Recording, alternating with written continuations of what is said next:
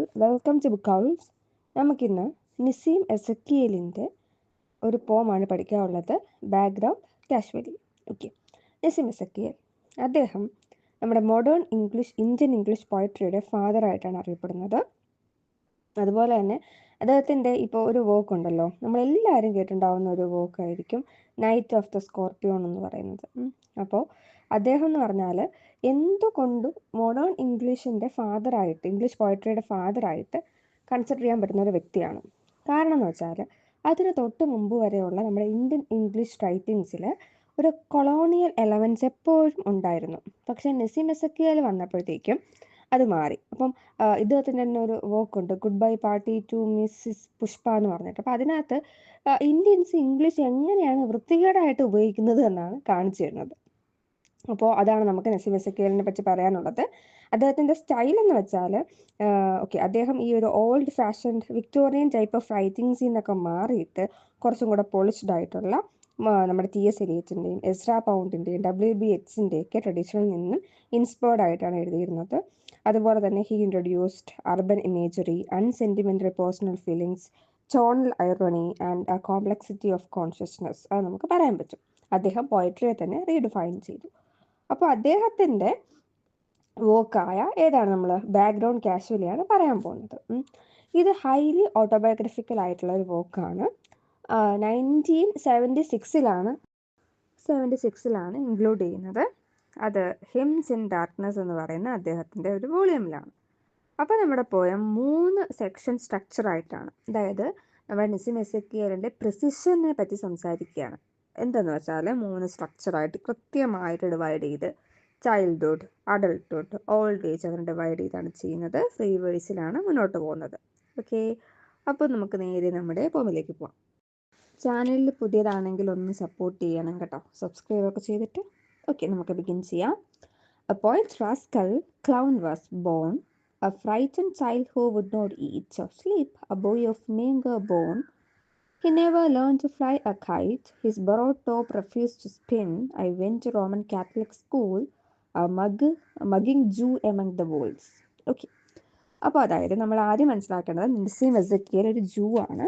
അപ്പോൾ ക്രിസ്ത്യൻ അല്ലെങ്കിൽ ഹിന്ദു മെജോറിറ്റി ഉള്ള ഒരു സ്ഥലത്ത്, ജ്യൂസ് വളരെ കുറവുള്ളൊരു സ്ഥലത്ത് അവരുടെ ആ ഒരു എക്സിസ്റ്റൻസ് എന്ന് പറഞ്ഞാൽ ഭയങ്കര ബുദ്ധിമുട്ടുള്ളതായിരുന്നു. ഓക്കെ, അപ്പോൾ നമുക്കിവിടെ കാണാം കുറേ കോൺട്രവേഴ്ഷ്യൽ സാധനങ്ങളുണ്ട്.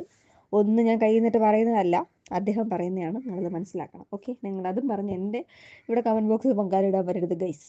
Okay, A poet rascal clown was born. Okay, ഒരു പോയറ്റാണ്, റാസ്കലാണ്, ക്ലൗൺ ആണ്. ക്ലൗൺ എന്ന് വെച്ചാൽ ജോക്കർ, നമ്മൾ പുറത്ത് ചിരിച്ചു കാണിക്കുക പക്ഷെ അകത്ത് ഒരുപാട് ദുഃഖങ്ങൾ ഇങ്ങനെ ഒതുക്കി വെച്ചിരിക്കുന്ന ഒരു ക്ലൗൺ അദ്ദേഹം ജനിച്ചു. അപ്പോൾ നമ്മുടെ പോയറ്റിൻ്റെ ഒരു കോംപ്ലക്സ് ഐഡൻറ്റിറ്റി ഒന്നാമത്തെ വരിയിൽ തന്നെ തരുകയാണ്. The frightened child who would not eat or sleep, a boy of meager bone. അതായത് ഭയങ്കര ഫ്രജൈൽ ആയിട്ടുള്ള ഒരു കുട്ടി. He never learned to fly a kite, his borrowed top refused to spin. അതായത് ഒട്ടും കംഫർട്ടബിളും കോൺഫിഡൻറ്റും ആയിരുന്നില്ല ആ കുട്ടി എന്ന് പറയാണ്. അതായത് ചൈൽഡ്ഹുഡിൽ കളിക്കുന്ന കളികൾ പോലും അവന് കംഫർട്ടബിൾ ആയിരുന്നില്ല, അവനെ കൊണ്ട് പറ്റിയിരുന്നില്ല. I went to Roman Catholic school, a mugging Jew among the wolves. Okay, അത് ഭയങ്കര കോൺട്രവേഴ്സിയലാണ്. അദ്ദേഹം റോമൻ കാത്തലിക് സ്കൂളിലാണ് പോകുന്നത്. അവിടെ കംപ്ലീറ്റ് ഒരു സ്ട്രേഞ്ചറിനെ പോലെ അദ്ദേഹത്തിന് ഫീൽ ചെയ്തത്. മഗിങ് എന്ന് വെച്ചാൽ പബ്ലിക്കായിട്ട് അറ്റാക്ക് ചെയ്യുക. അപ്പോൾ ഒരു ജൂ ആയ അദ്ദേഹത്തിനെ ഒരുപാട് ചെന്നായ കൂട്ടത്തിനിടയിൽ കൊണ്ടുപോയി ഇട്ട ഒരവസ്ഥയായിരുന്നു. എല്ലാവരോടും അദ്ദേഹത്തിനെ അറ്റാക്ക് ചെയ്തു എന്ന് പറയാണ്. They told me that I had killed the Christ. That year I won the scripture prize. Okay, അപ്പോൾ അവർ പറഞ്ഞു ഞാനാണ് ക്രൈസ്റ്റിനെ കൊന്നതെന്ന്. അപ്പോൾ ഇത് സംഭവം എന്ന് വെച്ചാൽ ജൂഡാസ്, ആ ഒരു ഇതാണ് അവരുടെ മനസ്സിലൊരു പ്രിജുഡിസ്റ്റിക് ആയിട്ടുണ്ട്. ജൂദാസ് ആണ് ക്രൈസ്റ്റിൻ്റെ മരണത്തിന് കാരണമായത്. അപ്പോൾ അതുകൊണ്ട് തന്നെ വരുന്ന തലമുറകളെ എല്ലാവരെയും ഇത് ട്രോമ പോലെ ഇവർ കൊടുക്കുകയാണ്. അപ്പോൾ പറഞ്ഞു ക്രൈസ്റ്റിനെ കൊന്നതിന് റീസൺ ഞാനാണ്. അപ്പോൾ ആ ഒരു കൊച്ചുകുട്ടിയുടെ മൈൻഡിലൊരു സൈക്കോളജിക്കൽ വൂണ്ട് ഉണ്ടാക്കി കൊടുക്കുകയാണ്. വൈൽ ആ വർഷം തന്നെ പക്ഷേ ഈ ഒരു അലിഗേഷൻസിനെയൊക്കെ അദ്ദേഹം ഓവർകം ചെയ്ത് എങ്ങനെയാണെന്ന് പറഞ്ഞാൽ സ്ക്രിപ്ചർ പ്രൈസ്, ഈ ബൈബിളിൻ്റെ വായനാ മത്സരം ഉണ്ടല്ലോ, അതിൽ ഇദ്ദേഹത്തിന് ഫസ്റ്റ് പ്രൈസ് കിട്ടും ചെയ്തു. A Muslim sportsman boxed my ears. I grew in terror of the strong but undernourished Hindu lads. Their prepositions always wrong repel me by passivity. അതുപോലെ ബാക്കി മതക്കാരെങ്ങനെയാണ് അദ്ദേഹത്തിനോട് പെരുമാറുന്നത്. ഒരു മുസ്ലിം സ്പോർട്സ്മാൻ അദ്ദേഹത്തിൻ്റെ ചെവി ഇടിച്ച് പൊന്നാക്കി. നെക്സ്റ്റ് അദ്ദേഹത്തിന് പേടിയെന്ന് വെച്ചാൽ ഈ ഹിന്ദു കുട്ടികളെയായിരുന്നു പേടി. അവർ അണ്ടർ നറിസ്ഡ് ആണ്, പക്ഷേ അവർ സ്ട്രോങ് ആണ്. കാരണം മെജോറിറ്റിയാണ്, എണ്ണത്തിൽ കൂടുതലുണ്ട്. അതുപോലെ തന്നെ ഇവരുടെ ഈ പ്രീപോസിഷൻസ് എന്ന് വെച്ചാൽ ഇംഗ്ലീഷ് നോളജ് വളരെ മോശമാണ്. ഇവിടെ ഈ ഹിന്ദുസിൻ്റെ അല്ലെങ്കിൽ ഇന്ത്യൻസിൻ്റെ ഇംഗ്ലീഷ് യൂസേജിൻ്റെ തെറ്റായ ഇംഗ്ലീഷ് യൂസേജിനെ പറ്റിയിട്ടാണ് പറയുന്നത്. ഇത് അദ്ദേഹത്തിനെ ഭയങ്കരമായിട്ട് ബുദ്ധിമുട്ടിച്ചു. One noisy day I used a knife. ഒരു ദിവസം അദ്ദേഹം ദേഷ്യത്താൽ കോൺഫ്ലിക്റ്റാൽ കത്തിയെടുത്തു. At home on Friday nights the prayers were set my morals had decline. അപ്പോൾ അദ്ദേഹം കത്തിയെടുത്തു, പക്ഷെ വീട്ടിൽ പ്രയേഴ്സും കാര്യങ്ങളും നടക്കുകയാണ്. അപ്പോൾ അദ്ദേഹത്തിൻ്റെ ആ ഒരു മോറൽസ് നശിച്ചു തുടങ്ങിയതാണ് നമുക്കവിടെ കാണാൻ പറ്റുന്നത്. അപ്പോൾ I heard of yoga and of Zen, could I perhaps the rabbi saint. അപ്പോൾ അദ്ദേഹം പിന്നീട് ഇതൊക്കെ മാറ്റി ഒരു സ്പിരിച്വൽ മീനിങ്ങിന് വേണ്ടി സെർച്ച് ചെയ്യാൻ തുടങ്ങി. അദ്ദേഹം യോഗയെ പറ്റിയിട്ടും സെന്നിനെ പറ്റിയിട്ടും കേട്ടു. അദ്ദേഹം ചിന്തിക്കുകയാണ്, എനിക്ക് ഒരു റബി സെയിൻറ്റ്, ജൂ മൊനാസ്ട്രിയിലെ ഒരു സെയിൻ്റ് ആവാൻ പറ്റുമോ എന്ന് ചിന്തിക്കുകയാണ്. The more I searched the less I found. അപ്പോൾ ഞാൻ സ്പിരിച്വൽ മീനിങ്ങിന് വേണ്ടി അന്വേഷിച്ചു കൊണ്ടേയിരുന്നു, പക്ഷേ അടുക്കും തോറും ഇതിലൊന്നുമില്ല എന്നുള്ളൊരു സത്യം ഞാൻ തിരിച്ചറിയുകയായിരുന്നു. ഫിലോസഫിക്കലാണ്. 22 time to go abroad. Okay, 22 വയസ്സായി, പണി അന്വേഷിച്ച് പോകേണ്ട സമയമായി, ഇൻഡിപെൻഡൻ്റ് ആവേണ്ട ടൈമായി. ഫസ്റ്റ്, അപ്പോൾ ആദ്യം ദ ഡിസിഷൻ തീരുമാനിച്ചു. Then a friend to pay the fare. അപ്പോൾ ഒരു ഫ്രണ്ട് അദ്ദേഹത്തിന് സഹായിച്ചു. എന്തിനാണ്? ഈ ഒരു പൈസ കൊടുക്കാൻ വേണ്ടിയിട്ട്, പോകാൻ വേണ്ടി പൈസ കൊടുക്കാൻ. Philosophy, poverty and poetry, 3 companions shared by basement room. Basement room എന്ന് വെച്ചാൽ ദാരിദ്ര്യമാണ്, അത്രയും ലോ സോഷ്യൽ ഇക്കണോമിക് ആയിട്ടുള്ള സ്റ്റേറ്റസിലാണ് കിടക്കുന്നത്. അപ്പോൾ അദ്ദേഹത്തിന് കൂടെ 3 P ആണ്: ഫിലോസഫി, പോവർട്ടി ആൻഡ് പിന്നെന്താണ്? Poetry. Okay. The London seasons passed me by. കാലം കടന്നു പൊക്കൊണ്ടേയിരുന്നു. ലണ്ടനിലോട്ടാണ് പോയതെന്ന് മനസ്സിലാക്കുക. I lay in bed 2 years alone. ഈ 2 വർഷം അദ്ദേഹം ഒറ്റപ്പെട്ടു പോയി. And then a woman came to tell. അപ്പോൾ ഒരു സ്ത്രീ വന്നു. എന്നിട്ട് അദ്ദേഹം കേൾക്കാൻ കൊതിക്കുമായിരുന്നു. മൈ വില്ലിങ് ഇയേഴ്സ്, കേൾക്കാൻ കൊതിക്കുമായിരുന്നു. അദ്ദേഹത്തിനോട് പറഞ്ഞു, I was the son of man. Okay, അത്ര നാള് നീ ക്രൈസ്റ്റിനെ കൊന്നു എന്ന് പറഞ്ഞു. പക്ഷെ ഒരു സ്ത്രീ വന്നിട്ട് പറഞ്ഞു, നീ ക്രൈസ്റ്റിന്റെ മകനാണെന്ന് പറയാണ്. അപ്പോൾ I knew that I had failed in everything, A bitter thought. So in English cargo ship. Okay, എന്നിട്ടും അദ്ദേഹത്തിന് തിരിച്ചു വരാൻ പറ്റുന്നില്ല, മോട്ടിവേറ്റഡ് ആവാൻ പറ്റുന്നില്ല. അദ്ദേഹത്തിന് മനസ്സിലായി, ഞാൻ എല്ലാത്തിലും തോറ്റു എന്ന്. പക്ഷേ അദ്ദേഹം ഇന്ത്യയിലേക്ക് തിരിച്ചു വരാൻ വേണ്ടി തീരുമാനിക്കുന്നു. So in an English cargo ship taking French guns and mortar shells to Indo China scrub the decks. Okay, അപ്പോൾ അദ്ദേഹം തിരിച്ച് ഒരു ഇംഗ്ലീഷ് കാർഗോ ഷിപ്പ്, അതായത് ഫ്രഞ്ച് വെപ്പൺസ് ഇൻഡോ ചൈന യുദ്ധത്തിൽ ആംസ് ആൻഡ് അമ്യൂണിഷനുമായിട്ട് വരുന്ന ഒരു ഷിപ്പിൽ കയറി അവിടെ അദ്ദേഹം ഈ സ്ക്രബ് ചെയ്യുക, ഡെക്സ് ഒക്കെ ഉണ്ടല്ലോ, ഡെക്ക് സ്ക്രബറായിട്ട് ജോലി ചെയ്തു. അങ്ങനെ അദ്ദേഹം നാട്ടിലെത്തി. And learn to laugh again at home എന്ന് വെച്ചാൽ ഇന്ത്യയിൽ തിരിച്ചെത്തി, ഹാപ്പിയായി. How to feel it home was the point. Some reading had been done, but what had I observed except my own. അതായത് അദ്ദേഹത്തിന് തിരിച്ച് വീട്ടിലെത്തിയപ്പോൾ ഒരു നേറ്റിവിറ്റി അദ്ദേഹത്തിന് തന്നെ തിരിച്ചു കൊണ്ടുവന്നു എന്ന് പറയുകയാണ്. അതുപോലെ അദ്ദേഹം അവിടെ ഒരു റീഡിങ് കരിയറും അതുപോലെ ഹോബീസും ഒക്കെ സ്റ്റാർട്ട് ചെയ്തു. അപ്പോഴാണ് അദ്ദേഹം മനസ്സിലാക്കിയത്, had I observed except my own exasperation. അതായത് എൻ്റെ ആ ഒരു ഇൻറ്റേർണൽ ഫ്രിക്ഷൻ, അല്ലെങ്കിൽ ഇത് കംപ്ലീറ്റ്ലി ഡിസ്കണ്ടൻ്റ് ആണെന്ന് മനസ്സിലാക്കി. എനിക്ക് എന്തൊക്കെയോ പ്രശ്നങ്ങളുണ്ട്, എങ്ങനെയാണ് ഞാൻ തിരിച്ചു വരിക എന്നൊക്കെയുള്ള ഒരു ഡിലേമയിൽ അദ്ദേഹം ഇരിക്കുകയാണ്. All Hindus are like that, my father used to say. ഇനി ഇവിടെ ഇന്ത്യൻ ഹിന്ദുസിനെ പറ്റി സംസാരിക്കുകയാണ്. ഇന്ത്യയിലെ ഹിന്ദുസ് ഒക്കെ അങ്ങനെയാണ് എൻ്റെ അച്ഛൻ പറയാറുണ്ടായിരുന്നു. ഇന്ത്യൻ ഹിന്ദുസ് എന്ന് പറയുമ്പോൾ നമുക്ക് ഇന്ത്യൻസിനെയാണ് ജനറലൈസ് ആയിട്ട് പറയുന്നത്, കാരണം മെജോറിറ്റി ഹിന്ദുസ് ആണല്ലോ. അപ്പോൾ ജനറലൈസ് ചെയ്ത് പറയുകയാണ്, when someone talk too loudly or knocked at the door like the devil. അപ്പോൾ ഇന്ത്യൻ ഹിന്ദുസിൻ്റെ പ്രത്യേകത എന്താണ്? അവർ ഭയങ്കര ശബ്ദം ഉയർത്തി സംസാരിക്കും. അതുപോലെ തന്നെ ഡെവിളിനെ പോലെ വന്ന് ഡോറിലടിക്കും. കോളിംഗ് ബെൽ എന്ന് അവർക്കൊരു വിഷയമേ അല്ല. അവർ വന്ന് അല്ലറി വിളിച്ച് ചവിട്ടി തുറക്കും.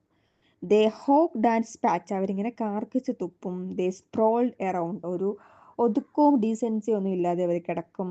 I prepared from the voice. Okay, അപ്പോൾ അദ്ദേഹം എന്ത് ഡിസപ്പോയിൻമെൻറ്റ് നേരിടാൻ വേണ്ടി തയ്യാറായിരുന്നു. ആ ഡിസപ്പോയിൻമെൻറ്റ് എന്താണ്? കല്യാണം കഴിച്ചു. Married, changed jobs and so myself up full. ഓരോ കാര്യങ്ങൾ ചെയ്തു നോക്കി, കല്യാണം കഴിച്ച് നോക്കി, നടന്നില്ല. ജോലി മാറ്റി നോക്കി, നടന്നില്ല. ലാസ്റ്റ് അദ്ദേഹം ഒരു ഫൂളായിട്ട് തന്നെ മാറി. The song of my experience sung I knew that all was yet to sing. അപ്പോൾ അദ്ദേഹത്തിന് മനസ്സിലായി ഇനിയും കുറേ കാര്യങ്ങൾ പറയാനും ഇനിയും ഒരു കാര്യങ്ങൾ എഴുതാനും ഉണ്ടെന്ന് പറയാണ്. എന്നിട്ട് ഇദ്ദേഹം നേരെ അദ്ദേഹത്തിൻ്റെ പാസ്റ്റിലേക്ക് പോവുകയാണ്. My ancestors among the caste were aliens crushing seed for bread. അതായത് ഇന്ത്യയിൽ ഇത്രയും കാസ്റ്റിൻ്റെയും ബ്രിട്ടീഷേഴ്സിൻ്റെയൊക്കെ ഇടയിൽ അദ്ദേഹത്തിൻ്റെ ആൻസിസ്റ്റേഴ്സ് എന്ന് വെച്ചാൽ ഒരുപാട് കഷ്ടപ്പെട്ടു, മാർജിനലൈസ്ഡായി, ഐസൊലേറ്റഡ് ആയി. ഈ ഹൂഡഡ് ബുള്ളക്കിനെ പോലെ പണി ചെയ്തു. പണിയോട് പണിയായിരുന്നു, റെപ്പറ്റേറ്റീവ് ലേബർ ആയിരുന്നു. പക്ഷേ one among them fought and taught a major bearing British arms. പക്ഷെ അതിൽ ഒരാൾ ജയിച്ചു. അദ്ദേഹം ഒരു ബ്രിട്ടീഷ് ആർമിയിലെ ഒരു മേജറായി. He told my father sad stories of Boer war. പക്ഷേ ആ ഒരു നല്ല പൊസിഷനിൽ എത്തിയിട്ട് പോലും അയാൾക്ക് അപ്പോഴും പെയിൻ ആൻഡ് ട്രോമ ആയിരുന്നു. അപ്പോൾ ഒരു കൊളോണിയൽ ഹിസ്റ്ററിയുടെ സൈക്കോളജിക്കൽ ബേർഡൻ ഇവിടെ കാണാൻ പറ്റുന്നത് ബുവർ വാർ, ആഫ്രിക്കൻ ആയിട്ടുള്ള ബ്രിട്ടീഷേഴ്സിൻ്റെ യുദ്ധമാണ്. ആ യുദ്ധത്തിൽ ഇന്ത്യ ഹെൽപ്പ് ചെയ്യുകയാണെങ്കിലാണ് നമുക്ക് സ്വാതന്ത്ര്യം തരാമെന്നും പറഞ്ഞ് ഗാന്ധിജിയെ പറഞ്ഞ് പറ്റിച്ചു ഈ ബ്രിട്ടീഷേഴ്സ്. ഓക്കെ, അപ്പം നമ്മൾ പങ്കെടുത്തിട്ടുണ്ടായിരുന്നു. സെക്കൻഡ് വേൾഡ് വാറിലാണ് ഹെൽപ്പ് ചെയ്യുകയാണെങ്കിൽ നമുക്ക് ഇത് തരാം, ഇൻഡിപെൻഡൻസ് തരാമെന്ന് പറഞ്ഞത്. പക്ഷേ ബൂവർ വാറിൽ ഗാന്ധിജി ഹെൽപ്പ് ചെയ്തിട്ടുണ്ടായിരുന്നു കേട്ടോ. എനിക്കൊന്ന് ഗാന്ധിജി ആ സമയത്ത് സൗത്ത് ആഫ്രിക്കയിലായിരുന്നു. 1912 ആണെന്നാണ് എൻ്റെ ഒരു ഓർമ്മ. I not sure. തെറ്റാണെങ്കിൽ ഞാൻ താഴെ ഇട്ടേക്കാം, കമൻറ്റ് ബോക്സിൽ ഇട്ടേക്കാം എഡിറ്റ് ചെയ്തിട്ട്. I dream that fuse men had bound my feet and hands. അപ്പോൾ അദ്ദേഹം ചിന്തിച്ചു എൻ്റെ ഒരു ഫ്രീഡം ഒക്കെ റെസ്ട്രിക്റ്റഡ് ആണ്, എന്നെ ആരോ പിടിച്ചു കെട്ടി വെച്ചിരിക്കുകയാണ്. The later dreams were all of words. Okay, അപ്പോൾ അദ്ദേഹം പിന്നീട് ഒരു പോയറ്റ് ആവാൻ വേണ്ടി ആഗ്രഹിച്ചു. പിന്നീട് അദ്ദേഹത്തിൻ്റെ ഡ്രീംസ് മൊത്തം വേർഡ്സ് ആയിരുന്നു. I did not know what words betray. പക്ഷേ അദ്ദേഹം അറിഞ്ഞില്ല ഈ ഒരു വേർഡ്സ് കവിത ചതിക്കുമെന്ന്. But let the poems come and lost that's grip on things the worldly praise. പക്ഷേ പോയംസ് വന്നോട്ടെ പൊക്കോട്ടെ, അദ്ദേഹം ഒരിക്കലും ഈ ഒരു വേൾഡ്ലി പ്രൈസിന് വേണ്ടി, മെറ്റീരിയൽ സക്സസിന് വേണ്ടി അദ്ദേഹം ഒന്നും ചെയ്തില്ല എന്ന് പറയുന്നു. അദ്ദേഹം ആ ഒരു ക്രിയേറ്റിവിറ്റിക്കാണ് ഇമ്പോർട്ടൻസ് കൊടുത്തത്. പിന്നീട് അദ്ദേഹം തിരിച്ചറിയുന്നു അതൊരു തെറ്റായിപ്പോയി എന്ന്. I would not suffer that again. I look about me now and try to formulate a plainer view. Okay, അദ്ദേഹത്തിന് പിന്നീട് മനസ്സിലായി ഈ തെറ്റായിപ്പോയി. അതായത് അദ്ദേഹം ഇപ്പോൾ പുതിയ ഒരു ഐഡിയാസ് കണ്ടുപിടിക്കാൻ വേണ്ടി ശ്രമിക്കുകയാണ്. അദ്ദേഹം ഒരുപാട് കാര്യങ്ങൾ സാക്രിഫൈസ് ചെയ്തു, പൈസയൊന്നും സമ്പാദിക്കാൻ പറ്റിയില്ല. The wise survive and serve to play the fool to cash in on the inner and the outer storm. Okay, ഇവിടെ പറയാണ് ബുദ്ധിയുള്ളവൻ സെർവ് ചെയ്യും, മറ്റുള്ളവരെ സെർവ് ചെയ്തിട്ട് സർവൈവ് ചെയ്യും, പിടിച്ചു നിൽക്കും, എന്നിട്ട് ഫൂളായിട്ട് പ്ലേ ചെയ്യും, അഭിനയിക്കും, ശേഷം അവർ മോണിറ്റൈസ്, കാശുണ്ടാക്കും. അപ്പോൾ ഈ ക്രിയേറ്റീവ് ലൈഫിനെക്കാട്ടിയും എത്രയോ സുപ്പീരിയർ ആണ് പ്രാക്ടിക്കൽ ലൈഫ് എന്നാണ് ഇവിടെ പറയുന്നത്. The inner and the outer storms. Okay, എന്നിട്ട് അവർ ഇന്നർ സ്റ്റോം എന്ന് വെച്ചാൽ ട്രോമ, ഔട്ടർ സ്റ്റോം എന്ന് വെച്ചാൽ ഈ പൊളിറ്റിക്കൽ റിലീജിയസ് ആയിട്ടുള്ള പ്രശ്നങ്ങൾ, അതിനെയൊക്കെ അവർ ക്യാഷ് ഓൺ ചെയ്യും, അല്ലെങ്കിൽ പിടിച്ചു നിൽക്കും. The Indian landscape sears my eyes. ഈ ഒരു ഇന്ത്യ എന്ന് പറയുന്നത്, ഇന്ത്യയുടെ മെമ്മറി എന്ന് പറയുന്നത് അദ്ദേഹത്തിൻ്റെ കണ്ണുകളെ സിയർ ചെയ്യുന്നു, ബോൺ ചെയ്യുന്നു എന്ന് പറയുന്നു. I have become A part of it. എങ്കിൽ പോലും ഇന്ത്യയുടെ പാർട്ടായി മാറി ഞാൻ, ഇതിനാൽ നിന്നും സെപ്പറേറ്റ് ചെയ്യാൻ പറ്റില്ല. To be observed by foreigners. പക്ഷേ ഇപ്പോൾ ഞാൻ ഇവിടെ വന്നപ്പോൾ എന്നെ ആൾക്കാർ വേറൊരു സാധനത്തിനെ പോലെയാണ് ഒബ്സർവ് ചെയ്യുന്നത്. കാരണം എന്ന് വെച്ചാൽ ഇദ്ദേഹം ഈ ഒരു മെജോറിറ്റി, അല്ലെങ്കിൽ ഹിന്ദുസ് മെജോറിറ്റി ഉള്ള, അല്ലെങ്കിൽ ക്രിസ്ത്യൻസ് ഒരുപാടുള്ള, മുസ്ലിംസ് ഒരുപാടുള്ള രാജ്യത്ത് ഒരു ജൂ എന്ന് പറഞ്ഞാൽ കുറച്ച് ബുദ്ധിമുട്ടാണ്. അദ്ദേഹത്തിൻ്റെ ഒരു എക്സിസ്റ്റൻഷ്യൽ ക്രൈസിസ് ഉണ്ട്. അദ്ദേഹത്തിന് ഒരു എലിനേറ്റഡ് ആയിട്ടാണ് ഇവിടെ ഫീൽ ചെയ്യുന്നത്. പക്ഷെ അദ്ദേഹം അത് അക്സെപ്റ്റ് ചെയ്യാൻ തുടങ്ങി, ഇൻ്റഗ്രേറ്റ് ചെയ്യാൻ തുടങ്ങി. They say that I am singular, the letters overstate the case, I have made my commitment now. Okay, അതായത് ബാക്കിയുള്ളവർ അദ്ദേഹത്തിനെ ഫ്ലാറ്റൻ ചെയ്യാൻ തുടങ്ങി കേട്ടോ. അതായത് ഇദ്ദേഹത്തിൻ്റെ വരികളൊക്കെ ഭയങ്കര സൂപ്പറാണെന്നൊക്കെ പറഞ്ഞ് അദ്ദേഹത്തിന് ഫ്ലാറ്റൻ ചെയ്യാൻ തുടങ്ങി, അദ്ദേഹം സിംഗുലർ ആണെന്ന് പറയാൻ തുടങ്ങി. പക്ഷെ അദ്ദേഹത്തിന് ഈ ഒരു വാലിഡേഷൻ്റെ ഒന്നും ആവശ്യമില്ല. I have made my commitments now. ഇപ്പോൾ അദ്ദേഹം പുതിയ കമ്മിറ്റ്മെൻറ്റ്സ് കണ്ടുപിടിച്ചിരിക്കുന്നു. This is one. ഒന്നാമത്തേത് ഇതാണ്, to stay where I am. ഞാൻ എവിടെയാണോ ഉൾക്കൊള്ളുന്നത് അവിടെ സ്റ്റേ ചെയ്യുക, അതായത് നമ്മുടെ India. As others choose to give themselves in some remote and backward place. അതായത് മറ്റുള്ളവർ ഇപ്പോൾ മദർ തെരേസ പോലുള്ളവരൊക്കെ റിമോട്ടായിട്ടും ബാക്ക്വേർഡ് ആയിട്ടുള്ള സ്ഥലങ്ങളിൽ വന്ന് ചൂസ് ചെയ്ത് വർക്ക് ചെയ്യില്ലേ, ഡ്യൂട്ടി ആയിട്ട് ചെയ്യില്ലേ. പക്ഷെ അദ്ദേഹത്തിന് my backward place is where I am, ഞാൻ എവിടെയാണോ അതാണ് എൻ്റെ ബാക്ക്വേർഡ് പ്ലേസ്. അതായത് ഇന്ത്യയാണ് ബാക്ക്വേർഡ് പ്ലേസ് എന്ന് പറയുന്നത്. പക്ഷെ എന്ന് കരുതി അദ്ദേഹത്തിന് പുറത്തേക്കൊന്നും പോകണം എന്ന് ആഗ്രഹമില്ല. അദ്ദേഹത്തിൻ്റെ എക്സിസ്റ്റൻസും ഐഡൻറ്റിറ്റിയും എല്ലാം ഇന്ത്യയിലാണുള്ളത്. അപ്പോൾ എന്തൊക്കെ ബുദ്ധിമുട്ടുകളുണ്ടെങ്കിലും ഇന്ത്യയിൽ നിന്നും അദ്ദേഹത്തിന് പോകണ്ട. അദ്ദേഹം ഫൈനൽ ഒരു അക്സെപ്റ്റൻസ് ആണ് ഇവിടെ കാണിക്കാൻ പറ്റുന്നത്. ഓക്കെ, നമ്മുടെ പോയം ഇത്രയേ ഉള്ളൂ. ഇന്ന് തീംസും കാര്യങ്ങളൊക്കെ ഉണ്ട്, അത് മറ്റൊരു വീഡിയോ ആയിട്ട് ചെയ്യാം. മനസ്സിലായി കാണുമെന്ന് വിചാരിക്കുകയാണ്. Thank you for watching.